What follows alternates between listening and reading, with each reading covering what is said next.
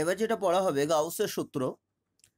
গাউসের সূত্রর একদম সম্পূর্ণ তড়িৎ ফ্লাক্স সম্পর্কিত।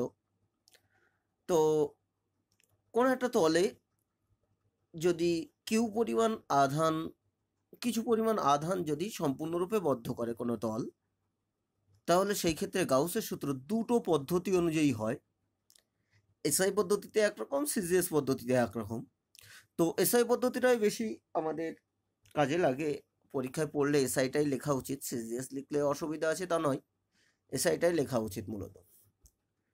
তো গাউসের সূত্র বিবৃতি কি হবে? কোনো তলের মধ্য দিয়ে মোট অতিক্রান্ত তড়িৎ ফ্লাক্স ওই তলের অভ্যন্তরে অবস্থিত মোট তড়িৎ আধানের 1/ε গুণ।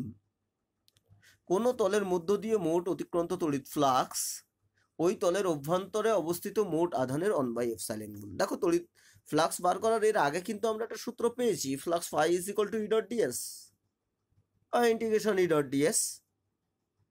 তো এখানে গাউসের সূত্র থেকে আবার নতুন একটা, যা আরও সোজা একটা প্রসেস পাওয়া গেল, যে কোনো তলের অভ্যন্তরে অবস্থিত মোট তড়িতাধানের 1/ε গুণ হবে। এফসাইলেন হচ্ছে মাধ্যমের এই তোমার ভেদ্যতা, তড়িৎ ভেদ্যতা। এবার ওটা যদি শূন্য মাধ্যম হয় তাহলে এফসাইলেন 0 হবে, ঠিক আছে। ফলে গাণিতিক রূপ দেখো, সিজিএস পদ্ধতিতে ফাই ইজ ইকুয়াল টু,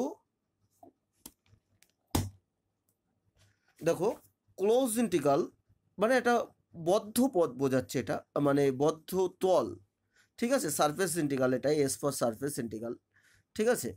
তো সেই কোন একটা সারফেসের বদ্ধ তল বরাবর মোট ফ্লাক্স, ই ডট ডিএস মানে তো ফ্লাক্স ছোট ক্ষেত্রফলের জন্য, আর টোটাল ক্ষেত্রফল বোঝাতে গেলে, টোটাল ফ্লাক্স বোঝাতে গেলে এই ক্লোজ চিহ্নটা দেয়া আছে এখানে, দেখো।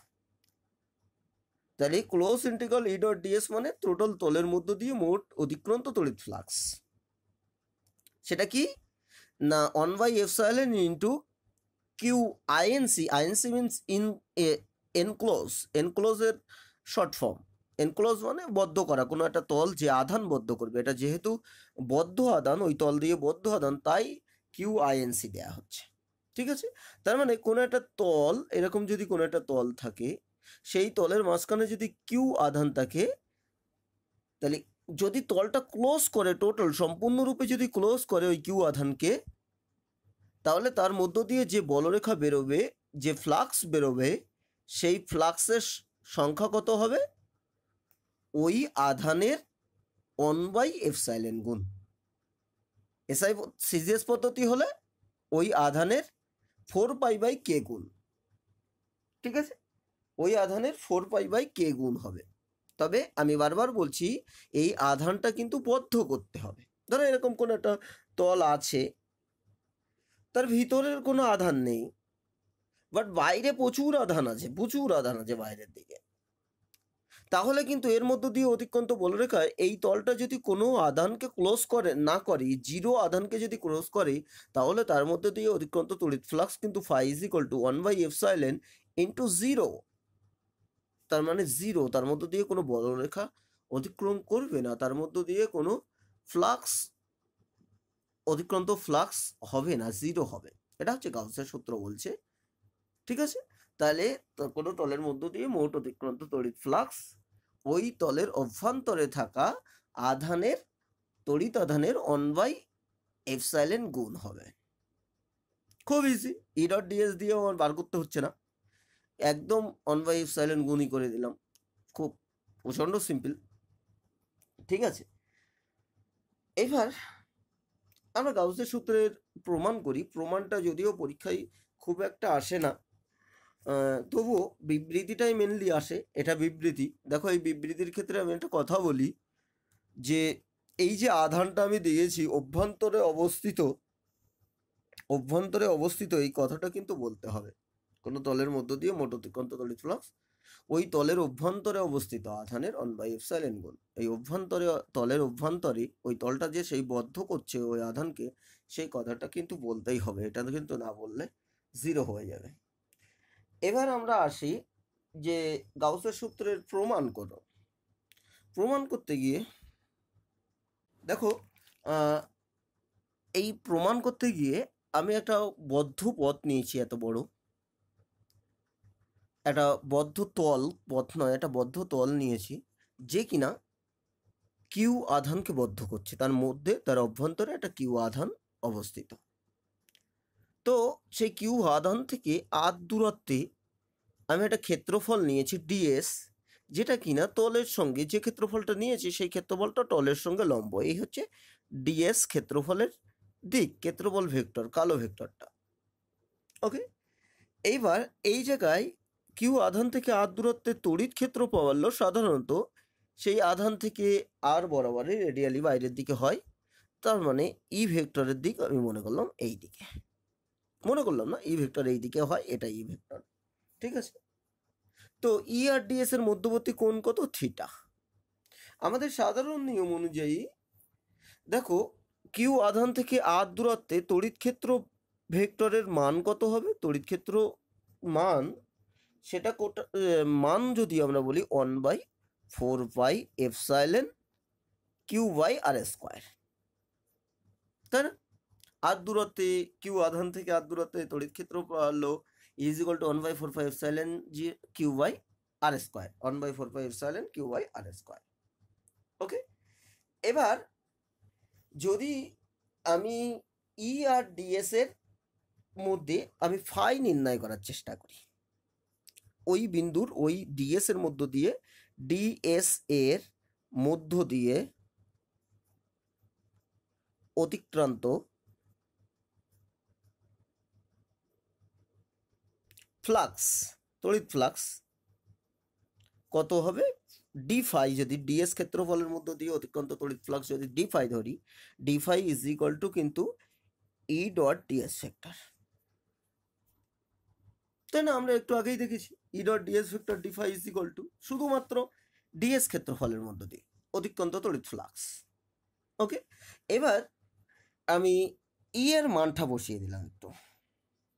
ই এর মান কত? 1/4πε Q/r², আর ডিএস তো ডিএসই আছে। ও তার আগে একটা জিনিস আমার করে নেওয়া উচিত, ই ডিএস = কিন্তু ই ডিএস কস থিটা, থিটা ওদের মধ্যবর্তী কোণ, তাহলে ডিএস কস থিটা এখানে থেকে যাবে। ঠিক আছে, তার মানে ডি ফাই আমি এইভাবে লিখতে পারি, Q/4πε into DS cos theta by r², 1/4πε into DS cos theta by r²। এখন ডিএস কস থিটা দেখো, আমাদের এই আর দিকে ডিএস কস থিটা মানে ক্ষেত্রফল ভেক্টরের উপাংশ, আর এর দিকে, আর তো এইদিকে রেডিয়ালি, এটাই আর অ্যাকচুয়ালি, তাহলে আর বরাবর ডিএস এর উপাংশ হচ্ছে ডিএস কস থিটা, ক্ষেত্রফলের উপাংশ। তার মানে ডিএস কস থিটা মানে ক্ষেত্রফলের উপাংশ বাই r² মানে ব্যাসার্ধ স্কোয়ার, তার মানে ক্ষেত্রফল বাই ব্যাসার্ধ স্কোয়ার। জিনিসটা একটু চেনা চেনা লাগছে না? ক্ষেত্রফল বাই ব্যাসার্ধ স্কোয়ার হচ্ছে ঘনকোণ, তার মানে ক্ষেত্রফল ডিএস কস থিটা বাই ব্যাসার্ধ স্কোয়ার = ঘনকোণ। ওকে, এবার ঘনকোণকে ওই ডিএস এর জন্য, তাহলে করসপন্ডিং ডিএস এর জন্য ঘনকোণ কতটা? ডিডব্লিউ যদি আমরা ধরি, যে সেন্টারে যে ঘনকোণটা উৎপন্ন করছে এই ডিএসটা, এইটা যদি ডিডব্লিউ হয়, তাহলে DS cos theta by r² = DW, সেটাই বসিয়ে দেই। তাহলে আমাদের এখানে যেটা হচ্ছে D phi = Q/4πε into DW. এবার টোটাল ক্ষেত্রফলের জন্য কি হবে? মোট ক্ষেত্রফলের জন্য তড়িৎ ফ্লাক্স, টোটাল তড়িৎ ফ্লাক্স কত হবে? Integration D phi, phi = integration D phi. কিরকম ইন্টিগ্রেশন? না ক্লোজ ইন্টিগ্রাল, বদ্ধ পথ বরাবর, এই বদ্ধ পথ নয়, এটা বদ্ধ তল ওই তলের টোটাল তলটা বরাবর, মানে এই যে ক্ষেত্রফলগুলো আছে সব ক্ষেত্রফলগুলোর যোগফল, সব ক্ষেত্রফলগুলোর যোগফল। ওকে, তাহলে সেইটা যদি করি তাহলে এটা হবে কত, টোটাল কিউ আধান তো কনস্ট্যান্ট, তার মানে এটা এরকম হয়ে যাবে Q by 4 pi epsilon DW, surface integral বদ্ধ। এবার এখান থেকে Q by 4 pi epsilon common বাইরে চলে গেল, কারণ কিউ কনস্ট্যান্ট একটাই নির্দিষ্ট মানের ক্ষেত্রে DW, ইন্টিগ্রেশন DW, এটা ডি টোটাল। দেখো এবার কি হলো, এবার যে জিনিসটা হলো সেটা হেভি ইন্টারেস্টিং, সেটা হচ্ছে DW যেটা আছে সেই DW গুলোর সব যোগফল, সব ইন্টিগ্রেশন, প্রত্যেকটা তল যে DW গুলোর সেন্টারে তৈরি করবে সেই DW গুলোর সব যোগফল কি হবে, কোন একটা বদ্ধ তল যে DW তৈরি করে সেটা কতটা, সেটা এরকম টোটাল ঘনকোণ, টোটাল ঘনকোণের মান কত, একটা বদ্ধ তল তার সেন্টারে যে কোণটা উৎপন্ন করছে ঘনকোণ সেটা কতটা, একটা ফুটবল তার কেন্দ্রে যে কোণ উৎপন্ন করছে সেটা হচ্ছে টোটাল ঘনকোণ, তা সেই টোটাল ঘনকোণের মান কতটা, 4 পাই, টোটাল ঘনকোণের মান হচ্ছে 4 পাই, তার মানে phi is equal to integration E dot DS vector is equal to কত হলো, Q by 4 pi epsilon into integration DW মানে হচ্ছে 4 পাই, এটা কিন্তু মনে রাখতে হবে। ক্লোজ ইন্টিগ্রাল মানে সারফেস ইন্টিগ্রালের যদি টোটাল তল বরাবর করো তাহলে DW হচ্ছে 4 পাই, টোটাল ঘনকোণের মান কিন্তু 4 পাই, তাহলে সেই মানটা বসিয়ে দাও, 4 পাই 4 পাই কেটে গেল, কত হলো কিউ বাই এপসাইলন, সেটাই আমাদের ছিল 1/এপসাইলন ইন্টু কিউ, তড়িৎ ফ্লাক্সের প্রমাণ হলো 1/এপসাইলন ইন্টু কিউ তড়িৎ ফ্লাক্স, মোট ওই তলের মধ্য দিয়ে অতিক্রান্ত তড়িৎ ফ্লাক্স 1/4 পাই ইন্টু এপসাইলন। ঠিক আছে, এবার আরে পৃথিবীর সব থেকে অভদ্র প্রাণী মশা, দেখো তাহলে এটা কিন্তু কোনো মতো মানে কঠিন নয় প্রমাণটা, তোমাকে প্রথমত ইটা মানতো আর দূরত্বে ছোট ক্ষেত্রফল যদি নাও তাহলে সেই ছোট ক্ষেত্রফলের জন্য 1/4 pi epsilon Q by R square হবে। এবার ডিএস ক্ষেত্রফলের মধ্য দিয়ে অতিক্রান্ত তড়িৎ flux E dot DS, E এর মানটা শুধু বসিয়ে দেবে, ডিএস আর স্কোয়ারটা এখানে নিয়ে আসলে DS cos theta by R square যেটা হবে সেটা DW, ইন্টিগ্রেশন করে দিলে ইন্টিগ্রেশন DW 4 পাই, সেইটুকু মান বসিয়ে দিলেই হয়ে গেল, এটা হচ্ছে এর প্রমাণ। তবে একটু লেখালেখি যেগুলো আমি বলেছি পড়ার সময় সেগুলো একটু লেখালেখি করতে হবে প্রথম দিকে, যেমন এই কিউ আধান রাখলাম একটা বদ্ধ তলের অভ্যন্তরে, সেখান থেকে ডিএস ক্ষেত্রফল নিলাম, ডিএস ক্ষেত্রফল দিকে দিকে ইয়ের দিকে দিকে, এসবগুলো একটু বই থেকে ভালো করে দেখবে, ঠিক আছে।